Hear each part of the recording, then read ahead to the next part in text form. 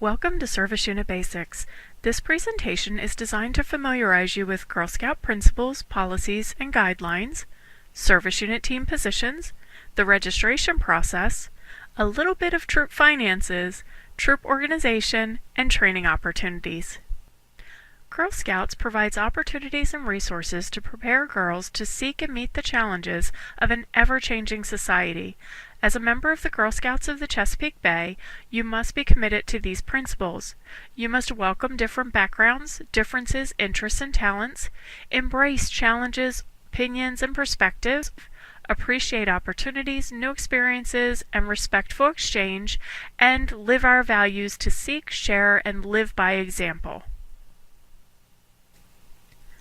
When you register as a volunteer with Girl Scouts of the Chesapeake Bay, you're signing on for a one-year term.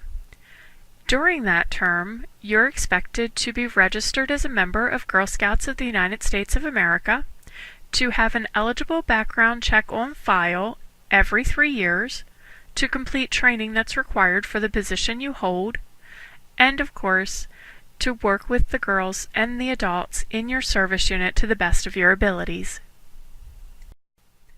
Every adult who will be working directly with the girls or will be handling money must register and complete an online criminal background check. Background checks are free to volunteers and are secure and good for 3 years. Now let's take a moment to discuss the service unit service team. These are the individuals you can turn to for additional support and information. Councils are divided into regional groups called service units. Each service unit consists of a service team whose members can help you with any question you may have. Service units conduct monthly meetings where volunteers and parents gather to share ideas and get information. The service unit also provides ongoing training for volunteers. Troops should make sure to have a representative at each service unit meeting. Attending service unit meetings will help you in meeting programming goals and having a successful Girl Scout year. If you don't have the items on the screen, talk to your troop and service unit support specialist to receive the information. Here's a list of positions that are on most service teams. Your service unit may have some or all of these positions within their service team. The service team is your first point of contact. They're the ones who are in your area and can help you with questions that you have. Now let's take a look at the registration process. Here's a list of the things you need to know about registration. Registrations are completed online by either the family of the girl or by the co-leader of the troop. Registrations are done for girls and adults, and our membership year runs from October 1st to September 30th. Remember, whenever you go in to register someone, to update their girl and family information so that we have the most accurate information possible. Years in Scouting includes the year that you're registering for. For adults, it's the years that they've been a volunteer. Adult registration is open to parents, guardians, and any adult interested in helping. Girls should be registered within the first 3 meetings and must be registered to attend trips and participate in product program.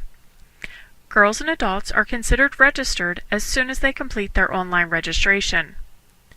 Financial assistance is available when parents register. They just have to check the box. The only people who should be using paper forms are graduating seniors. Any girls who have received a certificate for the 500 Plus Club should be renewing online and stopping at the payment page. Now let's discuss finances. To set up a bank account, you just have to do the following. 1. Choose a bank that's convenient to you and any of the other signers on the account. 2. Fill out the Troop Bank authorization form in its entirety. Council does have startup funds available for new troops. 3. Get your co-signers. Make sure that you have both co-leaders and hopefully a troop treasurer. We also recommend that you have a service team member as a signer on your account. And for safety, It's always best to have 2 signatures required on all checks. Record keeping can be easy if you follow the items on the slide. Always pay for items with a check or a debit card. Never write a check out to cash. Record all expenses on your check register and your detailed cash record, and keep your receipts and monthly statements. And make sure to reconcile your bank statement every month. A detailed cash record is a record of all the money coming in and going out of the troop, including funds not going through the bank account. They are due a minimum of twice a year. Most service units require them in December and May. The detailed cash record must be submitted with all receipts and bank statements to the service unit auditor. Your service unit may require additional reviews. On these forms, be very specific. The more details, the better. If you're a new troop, the starting balance will be 0. All other troops should have their starting balance as the ending balance from the previous DCR submission. Donations are wonderful, and when you receive them, remember to fill out the appropriate form. Any monetary gift between $10 and $249 must be reported to Council using the Club and Organization Donation Report.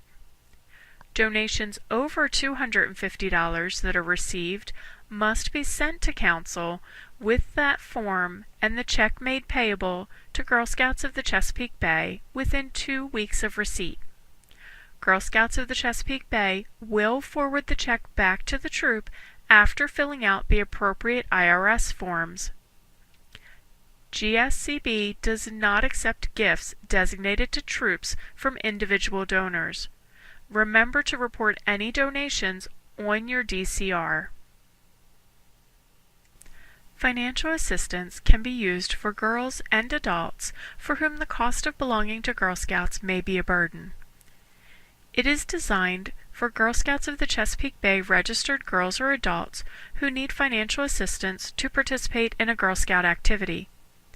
Financial assistance may be requested to participate in a troop trip or other event, for uniform components, or for an individual activity such as a destination or educational session.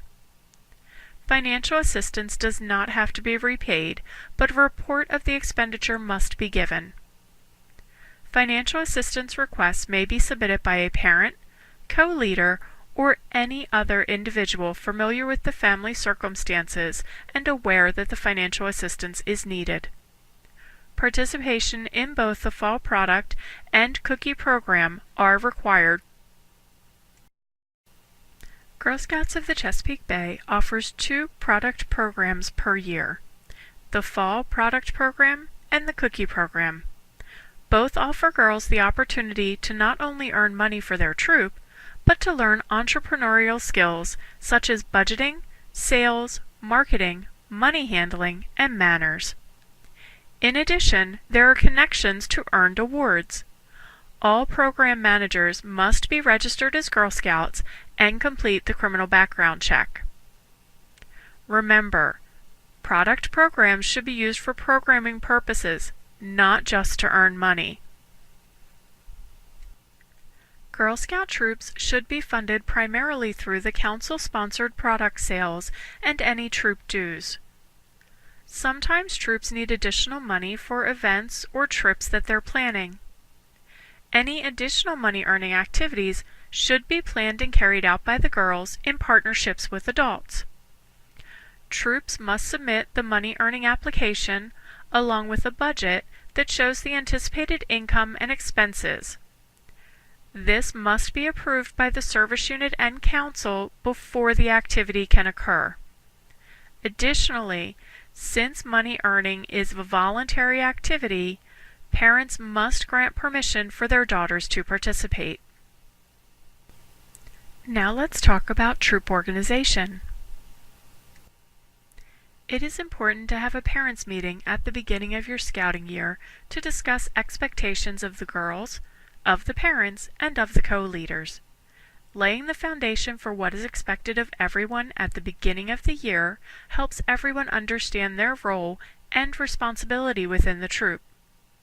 Some of the topics to discuss include registrations, dues, meeting day, meeting time, and meeting place, as well as financial assistance, planning the program for the year, budgeting for the year, and council-sponsored programs. There are plenty of opportunities for parents to get involved throughout the year. Get everyone involved. You can't do it alone. Parent involvement is key to a successful troop. In addition, service team members are there as resources to help you start the conversation. And we have a form called Families Make It Happen that help you broach the subject with the parents in your troop. Once you've identified who will be helping you, make sure they fill out the appropriate position form. Remember that anyone working with the girls and/or handling money must be registered and complete a background check. At the end of the year, make sure you recognize them for their contributions to your troop. When you've decided on your troop meeting logistics, let parents know your expectations. Do you expect them to stay? Leave? If they stay, make sure you enlist them to help. If not, you may find them being disruptive. Make sure you have the proper girl and adult ratio for your program grade level and the activity that you're doing. Refer to Chapter 4 Safety-Wise in your copy of Volunteer Essentials. Remember, the most important part of the meeting is the fun, or the girls won't return. Discuss how frequently you will meet with the troop. The younger the girls, the more frequently you should meet. Once a month might work for teens, but daisies will forget. Anytime you leave your meeting space, you must have a parent permission slip and fill out the appropriate paperwork with your service team. Anytime you leave your meeting place, you must let your outdoor program consultant know. Your service unit may require a field trip application for all trips, or that you only send notification to your outdoor program consultant. Any activity involving camping, fire building, or cooking out of doors requires that someone has completed the training. For any of the events in the council guide, use the registration form for the events that's provided. Now let's take a look at training opportunities. Remember that you need to complete the training for your position within your first 2 months. This is a list of some of the trainings that a volunteer can take. Service Unit Basics is what we're doing now, and you're almost done. There is a face-to-face portion that you will do with your service team to get all of the specifics for your service unit.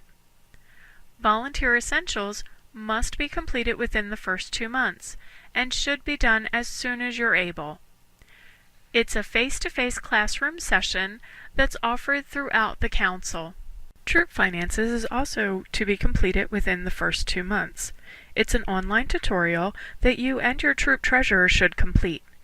It gives you pertinent information on troop finances, checking accounts, and expenses and income that your troop can earn throughout the year. First aid and CPR training can be done through the American Heart Association, the Red Cross, or other certified agencies.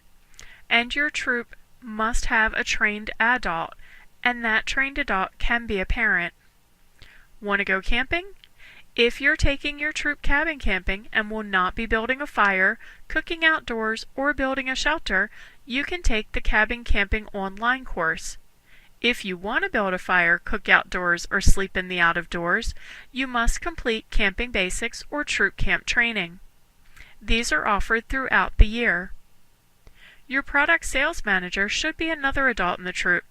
Training will be provided, and you as the leader should attend these trainings as well, as you are ultimately responsible.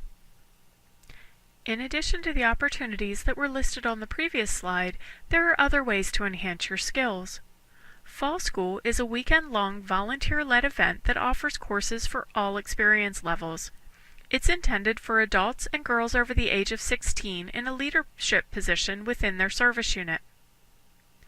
Roundtables are the best way to keep informed of everything going on in the council and share with other troop leaders and service units.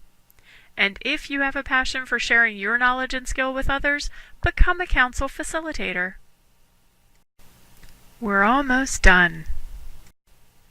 The Girl Scouts of the Chesapeake website is a wealth of information for volunteers. You can find out about activities going on within council, upcoming trainings, recognitions, the cookie program and the product sale program, as well as any forms that you may need. In addition, it gives you access to the volunteer toolkit and your MyGS account so that you can look at your troop and make sure that your girls are registered. We hope you're ready to start your Girl Scout year off on the right foot. Don't forget these 5 things. Ask for help if you need it. Take training as soon as possible. Get to know your service unit service team. Share ideas with other leaders. And the most important one is have fun. This concludes Service Unit Basics. We would definitely like to take a quick moment and thank Sherry Stewart, Betty Jo Holly, and Vanessa Spence of Service Unit 18 for creating and sharing their Service Unit Basics presentation with all of us. And thank you for completing this training. Remember, complete the quiz to receive credit for completing the course. Good luck in your position, and thank you for helping girls in your community become the leaders of tomorrow.